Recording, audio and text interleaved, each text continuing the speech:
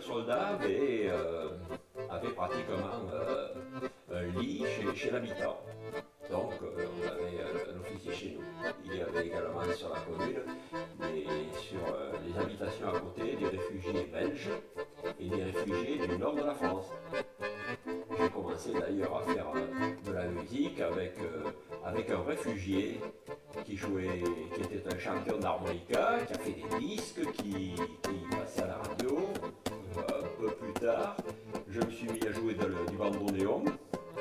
Et le bandoneon, ça a été beaucoup plus tard.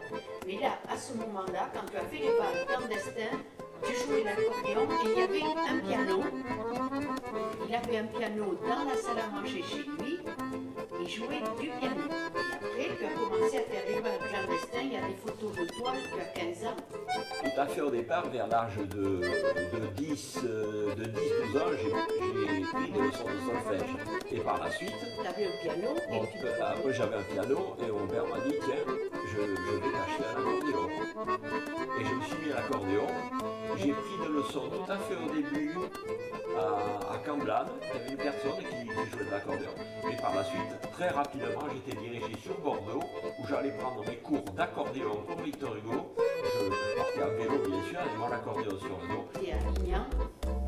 Et bien ils venaient, ils se mettaient au fond de la salle, ils avaient leurs doigts, je me souviens, dans des gros ceinturons, et puis ils regardaient tristement toutes ces jeunes filles danser. Et ils ne seraient pas venus parce que là, même les parents se levaient, se réveillaient. Mais quand ils avaient la possibilité de venir dans ces petits bals, toutes les filles n'étaient pas forcément disposées à danser avec eux. Il n'y en avait aucune. Par contre, la boisson était servie à discrétion. Et par moments, les Allemands, peut-être provoyaient leur chagrin de ne pas pouvoir conquérir toutes les filles qu'ils voulaient. Et ils buvaient un peu trop et souvent ça se terminait assez mal.